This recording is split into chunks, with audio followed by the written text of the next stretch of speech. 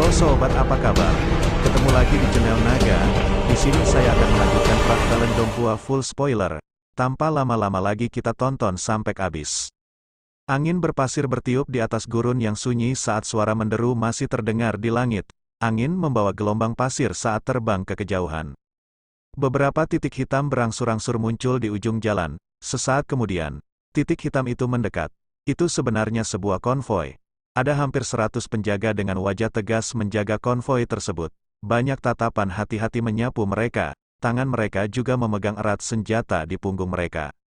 Letak gurun bagian ini sudah mendekati bagian luar wilayah dataran tengah bagian utara. Oleh karena itu, terkadang seseorang melihat satu atau dua sosok, namun, jumlahnya sangat sedikit dan menghilang dalam sekejap mata. Seluruh jalan hanya diiringi suara tapak kuda dan kicauan elang yang terdengar dari langit. Xiao Yan sedang bersandar pada jendela di dalam kereta yang bergelombang. Tatapannya melihat ke arah penjaga yang tampak galak dari klan Han. Suasana hari ini berbeda dengan perasaan santai biasanya. Bahkan Gu Itu dan beberapa orang lainnya yang pada dasarnya bercanda setiap hari juga menutup mulut mereka. Tangan mereka, yang memegang senjata, menegang dan mengendur berulang kali, mengungkapkan kegelisahan di hati mereka. Sepertinya ular iblis apapun, Xia Mang memiliki reputasi yang cukup kuat di sini. Dia sebenarnya mampu membuat orang-orang ini menjadi sangat cemas. Xiao Yan bergumam pelan setelah menyerap ekspresi orang-orang di sekitarnya ke dalam matanya. Xiao Yan merenung sejenak sebelum menggelengkan kepalanya. Setelah itu, dia duduk bersila di dalam gerbong, menutup matanya, dan memulihkan diri. Guncangan di dalam gerbong berlanjut sekitar 2 jam sebelum tiba-tiba berhenti.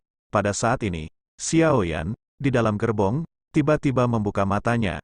Pandangannya melewati celah jendela dan kebetulan bisa melihat puncak gunung terjal tak jauh dari situ. Di tengah puncak gunung ada retakan yang tampak seperti terbelah. Retakan itu berukuran sekitar beberapa puluh kaki, tampak seperti ngarai. Ketika kereta berhenti, persepsi spiritual Xiao Yan dengan tajam merasakan bahwa detak jantung semua orang menjadi sedikit lebih cepat. Sepertinya inilah yang disebut ngarai 10.000 ular.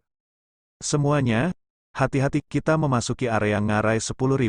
Gu Itu pimpin beberapa orang untuk menyebarkan bubuk pengusir ular di sepanjang jalan. Ular di dalamnya adalah mata Xia Mang. Asal tidak diganggu, kita harusnya bisa lewat dengan lancar. Selain itu, meskipun kita ketahuan, jangan menyerang tanpa perintah. Mereka yang tidak patuh akan dihukum sesuai dengan aturan klan. Teriakan keras Han Chong tiba-tiba terdengar dari luar kereta sementara Xiao Yan tenggelam dalam pikirannya. Iya Pak. Sebuah tanggapan menyusul setelah tangisan Han Chong terdengar. Ayo pergi, ekspresi Han Chong serius saat dia mengangguk. Dia segera melambaikan tangannya dan memberi perintah dengan suara yang dalam. Konvoi itu mulai bergerak lagi atas perintah Han Chong. Setelah itu, perlahan-lahan maju menuju pegunungan yang curam. Saudara Xiao Yan, jika terjadi sesuatu nanti, saya ingin meminta sesuatu dari Anda, cobalah yang terbaik untuk membawa Xiao Jie pergi. Suara rendah tiba-tiba terdengar dari luar sementara Xiao Yan sedang bersandar di jendela kereta. Dia tanpa sadar terkejut. Sambil menoleh, dia melihat bahwa orang itu adalah Han Chong. Seharusnya tidak terjadi apa-apa. Xia Mang itu hanya menginginkan biaya tol. Bukankah semuanya akan beres jika kamu memberinya bayaran pada saat itu? Xiao Yan bertanya.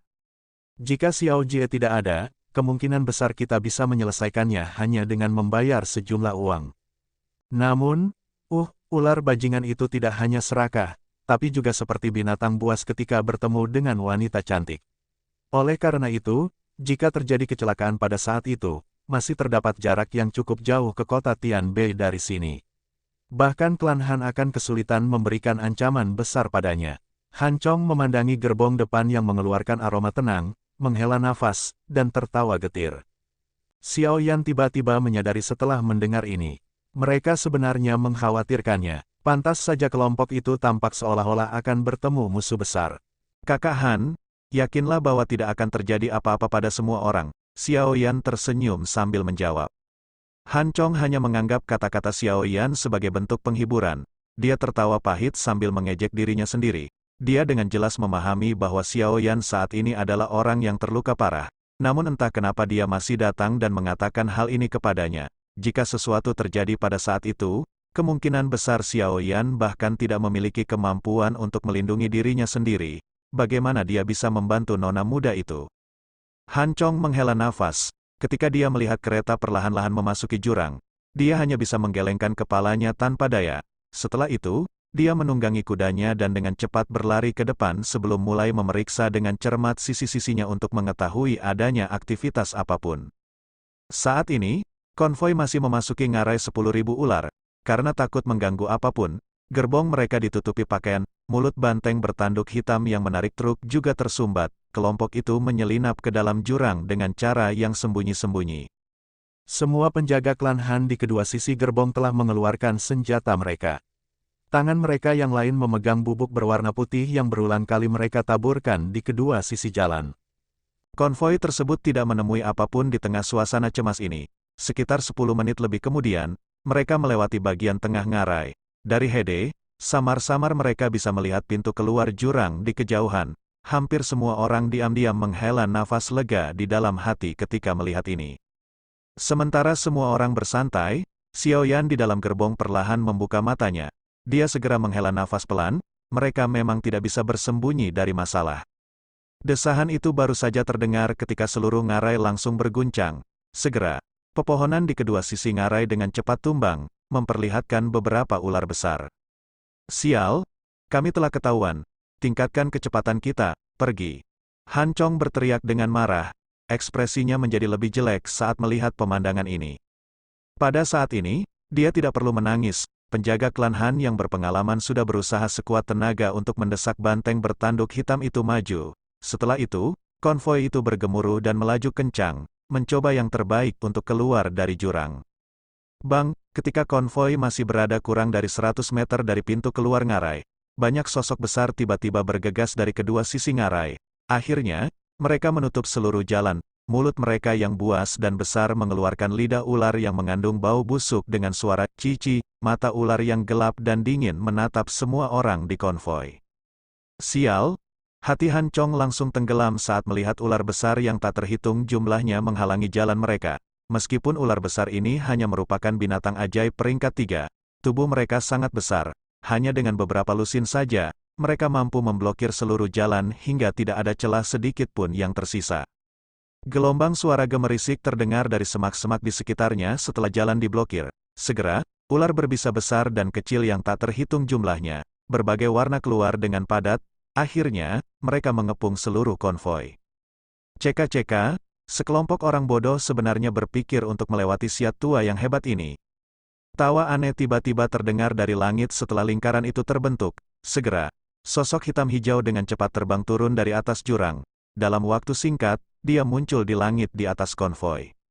Sosok yang baru saja muncul di langit di atas konvoi itu cukup aneh. Tubuh manusia dan anggota tubuhnya ditutupi sisik hitam kehijauan yang padat. Tempat di mana kepalanya seharusnya berada memiliki kepala ular yang tampak buas. Mata mungilnya mengandung rasa dingin dan kejam saat mereka menatap orang-orang di bawah. Selain itu, di belakang iblis setengah manusia setengah ular ini terdapat sepasang sayap dauki hitam hijau, yang membawa alam liar yang kuat yang menyapu ngarai saat mereka mengepakkannya. Ekspresi kelompok Han Chong langsung berubah pucat pasi saat melihat sosok hitam kehijauan yang muncul, suara mereka sedikit bergetar. Ular iblis, Siamang. Siamang menatap konvoi dari atas. Dia tiba-tiba tertawa sambil dengan santai berkata, kalian semua harus tahu aturan kakek ini, bukan? Ceka-ceka, klan Han ya, meskipun ada orang-orang tua itu, tapi apa yang bisa mereka lakukan padaku? Saya selalu bisa melarikan diri jika saya tidak bisa mengalahkan mereka. Terlebih lagi, selama aku meninggalkan kalian semua di sini, siapa yang tahu bahwa aku menyerang orang-orang dari klan Han? Siamang tertawa dengan cara yang aneh. Setelah itu, mulutnya mengeluarkan suara mendesis yang tidak biasa. Saat suara mendesis ini keluar, cahaya dingin melintas di mata ular berbisa yang tak terhitung jumlahnya di kedua sisi ngarai. Segera, mereka menembak ke arah konvoi seperti anak panah. Pemandangan yang sangat padat itu tampak seperti hujan ular berbisa, tampak sangat menakutkan. Wajah hampir semua orang menampakkan keputusasaan saat dihadapkan pada serangan ular berbisa yang begitu menakutkan. Mereka memegang senjatanya erat-erat dan bersiap bertarung sampai mati. Bang, bang, bang, ular berbisa dari segala arah sepertinya berusaha menutupi langit. Namun, ketika mereka berada kurang dari 10 kaki dari konvoi, tubuh mereka tiba-tiba menegang. Segera, Mereka mengeluarkan suara berderak saat mereka berubah menjadi kumpulan bola api. Dalam sekejap, mereka berubah menjadi tumpukan abu yang bertebaran dari langit. Melihat perubahan mendadak yang tidak terduga ini, semua orang yang hadir, termasuk kelompok Han Chong, Han Sui, dan Xia Mang semuanya tercengang. Ini